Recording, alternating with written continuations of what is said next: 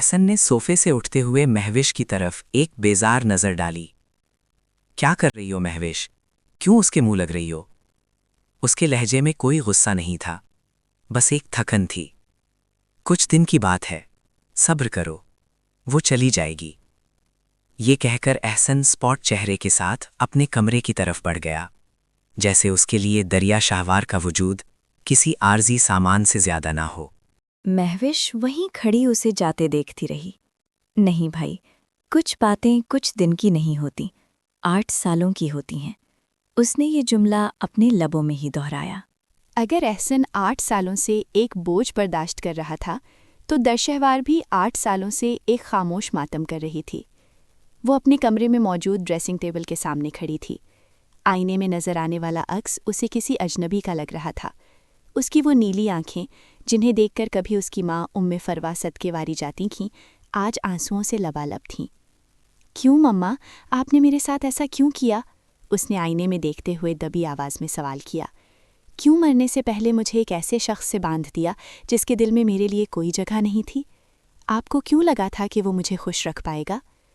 درشہوار کا جی چاہا کہ وہ سامنے پڑی ہر چیز اٹھا کر توڑ دے، مگر اس کی تربیت اور اس کا وقار اسے ایسا کرنے سے روک رہا تھا۔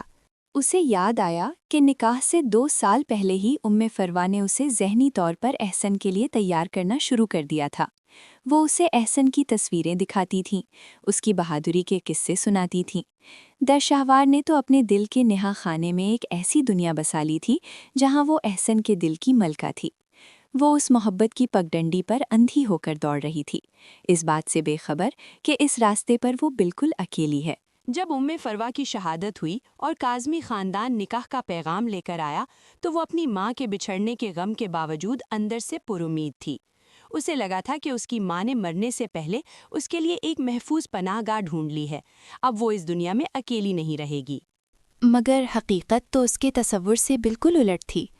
اسے تڑپا دینے والا انکشاف تب ہوا جب اسے پتہ چلا کہ احسن نے اس کا نام پہلی بار تب سنا تھا جب اس کی ماں نے نکاح کی شرط رکھی تھی۔ احسن کی اس سے کوئی دلی وابستگی نہیں تھی، وہ تو بس ایک وعدہ نبھا رہا تھا اور درشہوار پر احسان کر رہا تھا۔ اس سچائی کے آشکار ہونے پر درشہوار پر جیسے دکھوں کا پہاڑ ٹوٹ پڑا تھا۔ 8 سال پہلے بھی وہ اکیلی تھی اور آج اس بھری بھری دنیا میں بھی وہ اکیلی تھی۔ واہ، بھابھی آئی ہوئی ہیں۔ اگلی صبح حویلی کے صدر دروازے سے ایک پر اعتماد آواز گونجی۔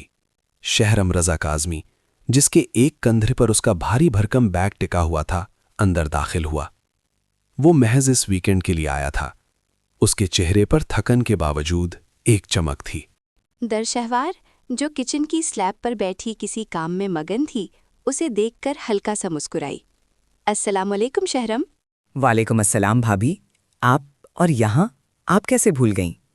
شہرم نے شرارت سے حویلی کی در و دیوار کی طرف اشارہ کیا، جیسے وہ تنزیہ پوچھ رہا ہو کہ اس اجنبیوں کے مسکن میں اس کا قدم کیسے پڑ گیا۔ درشہوار نے ایک پھیکی مگر دلکش مسکراہٹ کے ساتھ جواب دیا، غلطی سے، ہر بار کی طرح۔ اس جواب پر وہ دونوں ہنس دیے۔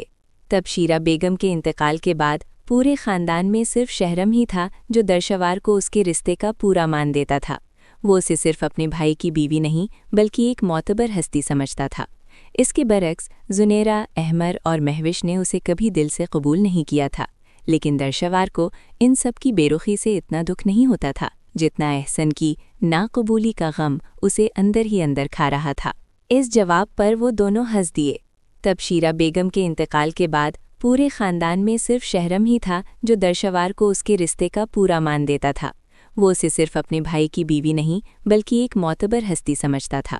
اس کے برعکس زنیرہ، احمر اور مہوش نے اسے کبھی دل سے قبول نہیں کیا تھا، لیکن درشہوار کو ان سب کی بے رخی سے اتنا دکھ نہیں ہوتا تھا جتنا احسن کی ناقبولی کا غم اسے اندر ہی اندر کھا رہا تھا۔ احسن کی سرد مہری اور بے وفائی جذباتی سطح پر سے دل برداشتہ ہو کر ہی درشہوار نے اس ملک کو چھوڑنے کا فیصلہ کیا تھا۔ وہ ایم فل کے لیے اسکالرشپ پر آسٹریلیا چلی گئی، وہیں پی ایچ ڈی مکمل کی اور وہیں ایک یونیورسٹی میں تدریس سے وابستہ ہو گئی۔ 8 سالوں میں وہ محض 3 بار پاکستان آئی تھی اور ہر بار کوئی نہ کوئی سماجی مجبوری اس کے آڑے آئی تھی۔ اسے یاد تھا وہ ایک بار جب احسن نے خود اسے فون کر کے بلایا تھا۔ وہ خوشی نہیں تھی بلکہ ایک ضرورت تھی۔ احسن کی بہن کی شادی تھی اور اسے لوگوں کے سوالوں سے بچنے کے لیے گھر کی بہو کی ضرورت تھی۔ درشوار نے اس پوری شادی میں ایک بہترین اداکارہ کا کردار نبھایا تھا۔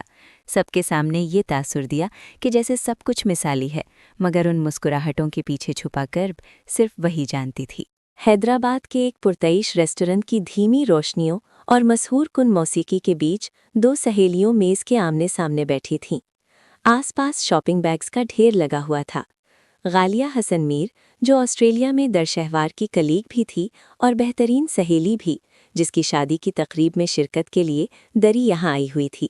ان دونوں کے درمیان محض دوستی نہیں، بہنوں جیسا رشتہ تھا۔ کیا تمہارے اور احسن بھائی کے بیچ کوئی فیصلہ ہوا؟ غالیہ نے کافی کا سپ لیتے ہوئے سیدھا سوال کیا۔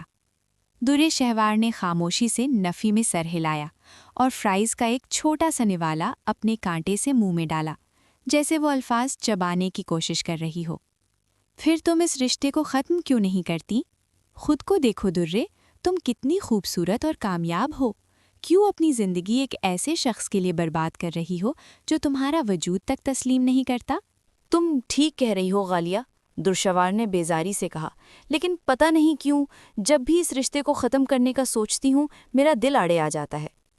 آخر احسن بھائی اس رشتے کو خود ختم کیوں نہیں کر رہے؟ غالیہ نے الجھن سے پوچھا۔ مجھے لگتا ہے شاید انہوں نے اپنی ماں سے کوئی وعدہ کیا تھا، دوری نے نظریں چراتے ہوئے کہا، جیسے وہ کوئی ایسی بات چھپا رہی ہو جو وہ خود بھی تسلیم نہیں کرنا چاہتی تھی۔ دیکھو دوری، میں چاہتی ہوں تم ان سے طلاق کا مطالبہ کرو۔ ان کی ماں کو گزرے ہوئے اب برسوں بیت چکے ہیں، اب وہ وعدہ کیسا؟ اگر میں طلاق لے لوں گی تو جاؤں گی کہاں؟ درشہوار نے غالیہ کی آنکھوں میں جھانکتے ہوئے پوچھا۔ اس سوال میں ایک ایسی یتیمی تھی جو اس کی تمام تر ڈگریوں اور کامیابیوں پر بھاری تھی۔ غالیہ طنزیہ مسکرائی۔ تم ایک آزاد اور خود مختار لڑکی ہو دوری، مجھے حیرت ہو رہی ہے کہ تمہارے جیسی عورت یہ سوچ رہی ہے کہ وہ کہاں جائے گی؟ پوری دنیا تمہارے سامنے کھلی ہے۔ درشہوار نے قریب پڑے مارگریٹا کا ایک گھونٹ بھرا، جیسے وہ اپنے اندر کی کڑواہٹ کو مٹانا چاہتی ہو۔ دیکھو، تم میری بات نہیں سمجھ پا رہی ہو۔ میں نہیں سمجھ پا رہی، غالیہ نے اب کے تھوڑے سخت لہجے میں کہا۔ جب میرے پہلے شوہر کا انتقال ہوا تھا تو مجھے بھی یہی لگا تھا کہ اس پوری دنیا میں میرا کوئی نہیں رہا، مگر دیکھو 4 سال بعد میں دوبارہ خوشی خوشی شادی کر رہی ہوں، اور تم ایک سڑے گلے رشتے کو جس کا وجود محض ایک کاغذ کے ٹکڑے کے سوا کچھ نہیں، اسے توڑنے کی ہمت نہیں کر پا رہی۔ اگر وہ تمہیں طلاق نہیں دے رہا تو تم خلا لے لو، اس سے اس کا وعدہ بھی نہیں ٹوٹے گا اور تم بھی آزاد ہو جاؤ گی۔ درشہوار نے ایک لمبا سانس لیا۔ میں تمہاری شادی کے بعد اس بارے میں سوچوں گی۔ اس نے بات ختم کرنا چاہی، مگر حقیقت یہ تھی کہ وہ محض موضوع بدلنا چاہتی تھی۔ وہ بھی اس سچائی کا سامنا کرنے کے لیے تیار نہیں تھی کہ جس شخص کو وہ 8 سال سے اپنا سمجھ رہی ہے وہ کبھی اس کا تھا ہی نہیں۔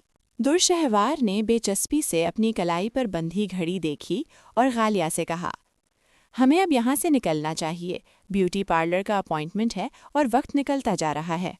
ابھی وہ دونوں اپنا بیگ سنبھال ہی رہی تھیں کہ ریسٹورانٹ کے بھاری دروازے کھلے اور ایک جوڑے کی آمد ہوئی۔ جیسے ہی درشہوار کی نظر ان پر پڑی، اس کی سانسیں حلق میں پھنس گئیں اور دل کی دھڑکن رکنے لگی۔ احسن ایک ایسی لڑکی کے ساتھ اندر داخل ہوا تھا جسے درشہوار نے پہلے کبھی نہیں دیکھا تھا۔